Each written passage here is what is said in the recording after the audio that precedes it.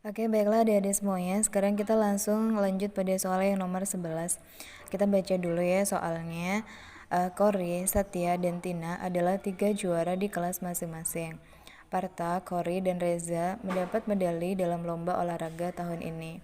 Parta, Reza, dan Tina mendapatkan penghargaan karena aktif di organisasi siswa. Jika predikat siswa berprestasi diberikan kepada siswa yang menjadi juara kelas serta berprestasi dalam olahraga atau organisasi, maka siapakah yang berhak atas predikat tersebut?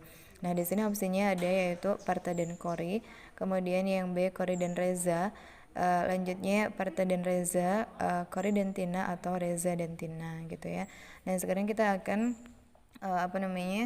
menuliskan dulu dari masing-masing anak ini siapa saja yang mendapatkan medali, kemudian yang mendapatkan juara dan seterusnya kayak gitu ya, sehingga kita bisa menentukan siapakah siswa yang dinobatkan sebagai siswa berprestasi gitu ya. Nah, kita akan tuliskan di sini nomor 11. Dimana di sini kita diberikan ada Kori, Satya, dan Tina. Ya udah kita tulis dulu di sini yang nama anak-anaknya ya, Kori, Satya, dan Tina. Kemudian Kori, Satya, dan Tina itu mereka adalah 3 juara di kelas masing-masing. Berarti di sini kita tuliskan di sini itu adalah juara kelas ya. Ini adalah juara kelas. Berarti Kori juara kelas, Satya juara kelas, dan Tina juga juara kelas. Lanjut kita ke kalimat yang berikutnya.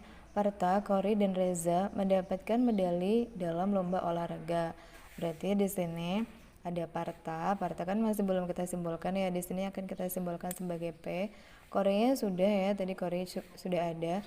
Kemudian Reza. Reza juga belum kita simbolkan. Di sini kita simbolkan sebagai R.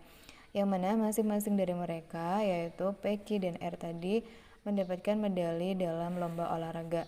Jadi di sini kita tuliskan medali.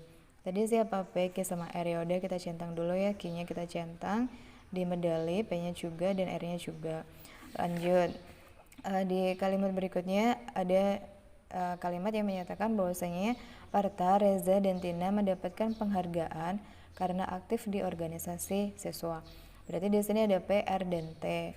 P sama R-nya kan udah nih, PR. Oh, udah juga semuanya ya, PR sama T. Tinggal kita centang di mana tadi dia mendapatkan penghargaan karena aktif di organisasi. Berarti di sini kita tuliskan organisasi. Yaitu tadi ada si P, R, dan si T ya. Si P, si R, dan si T gini.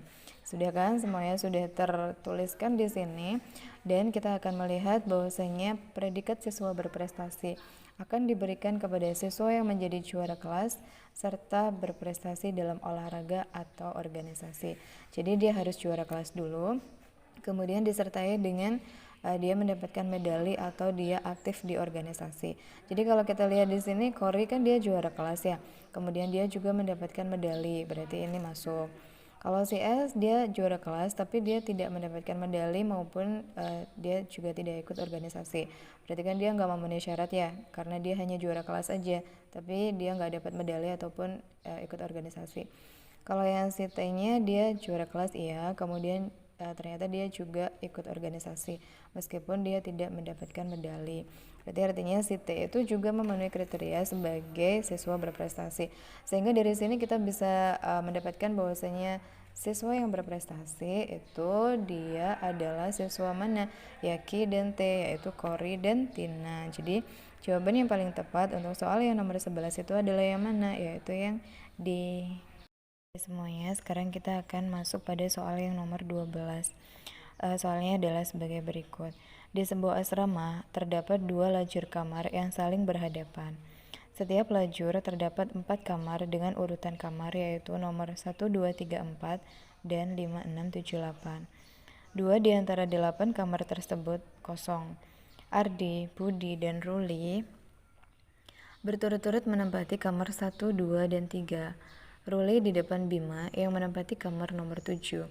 Kamar Bima berada di antara kamar Abdi dan kamar kosong. Sementara itu, di depan kamar Ardi ditempati oleh Dedi, dan di depan kamar Abdi adalah kamar kosong. Maka pertanyaannya adalah kamar nomor berapa saja yang kosong? Opsinya yaitu yang A4 dan 8, kemudian yang B5 dan 6, C6 dan 7, yang D4 dan 7, dan yang E adalah 4 dan 6.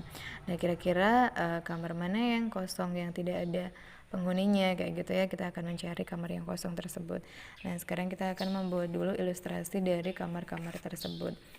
Nah, tadi diberitahukan bahwasanya kita mempunyai berapa tadi? 8 buah kamar. Di mana kamarnya itu berurutan 1 2 3 4 dan 5 6 7 8 kan saling berhadapan gitu ya. Kita buat dulu di sini. Jadi misalkan di sini itu ada 4 buah kamar kayak gini ya. Ini adalah kamar pertama, ini kedua, ini ketiga, dan yang ini keempat. Kemudian yang di depannya di sini tuh ada 4 kamar juga ya. Nah, gini. 1 2 3 4. Nah, yang mana di sini kita berikan nomor yaitu kamar ke-5, kamar ke-6, kamar ke-7, dan kamar ke-8. Nah, di sini diberitahukan bahwasanya kamar 1 2 3 itu sudah ditempati oleh Ardi, Budi, dan Ruli. Berarti di sini kita tuliskan ini adalah Ardi, di sini adalah Budi, dan di sini adalah Ruli. Udah ya. Kemudian selanjutnya kalimat berikutnya menyatakan bahwasanya di Ruli berada di depan Bima. Ruli berada di depan Bima, kan Ruli di sini ya, berarti Bimanya di sini. Ini adalah kamarnya Bima. Kemudian kamar Bima itu berada di antara kamarnya Abdi dan kamar kosong. Berarti ini tuh Abdi, yang di sini kosong, atau yang di sini tuh yang Abdi, di sini yang kosong gitu ya. Jadi ada dua kemungkinan. Pokoknya kamarnya Bima itu berada di antara kamarnya Abdi dan kamar kosong gitu ya. Nah, kemudian kita next dulu ya ke yang berikutnya. Sementara itu di depan kamarnya Ardi kan ini ya, ditempati oleh Dedi. Berarti ini kita tulis dulu. Berarti di sini tuh ada kamarnya Dedi. Dan di depan kamar Abdi adalah kamar kosong. Nah, tadi kan kita mau menentukan ada kosong sama Abdi ya. Nah, terus habis itu di depannya Abdi itu ada kamar kosong. Berarti artinya Abdinya pasti yang di sini. Nah, di sini itu yang kosong ya kan? Kan di sini tuh tidak ada penghuninya ya. Nah, berarti artinya yang kosong lagi yang mana? Yang di sini. Dari mana? Dari kalimat yang sebelumnya tadi menyatakan bahwasanya Bima itu berada di antara kamar Abdi dan kamar kosong. Ini kan ya. Jadi ada yang kosong, ada yang Abdi. Kemudian Abdi itu ternyata berada di depannya kamar kosong. Nah, ini dia ya. Nah, posisi atau ilustrasi dari kalimat yang panjang ini akhirnya setelah kita buat sederhana jadinya seperti ini ya.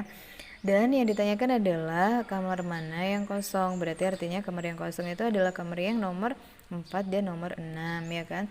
Sehingga di sini kita akan melihat opsi mana yang paling tepat atau yang paling sesuai dengan soal tersebut. Nah, jadi di sini untuk soal yang nomor 12 itu maka jawaban yang paling tepat itu adalah yang mana? Yaitu yang E.